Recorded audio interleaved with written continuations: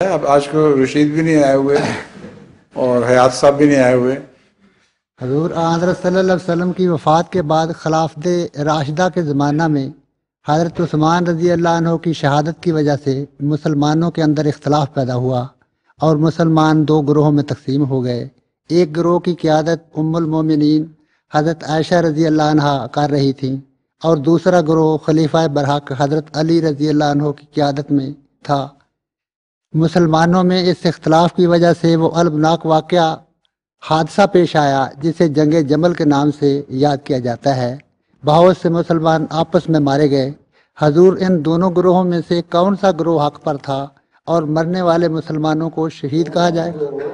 پر ہی تھے، سوائے ان منافقین کے جو شرارت سے شامل ہوئے تھے۔ خوارج جو شامل ہو گئے تھے حضرت علی کی طرف سے، وہ حق پر نہیں تھے۔ وہ جو مارے گئے وہ تو جہنمی ہیں، لیکن دونوں فریق اپنی دیانتداری سے جو بات سمجھ رہے تھے وہ اس کے مطابق عمل کر رہے تھے، اس لیے ان دونوں کے متعلق یہ فتویٰ دینا ناجائز ہے کہ وہ جہنمی ہیں یا ایک فریق جو جنتی ہے اور دوسرا جہنمی ہے، یہ غلط ہے۔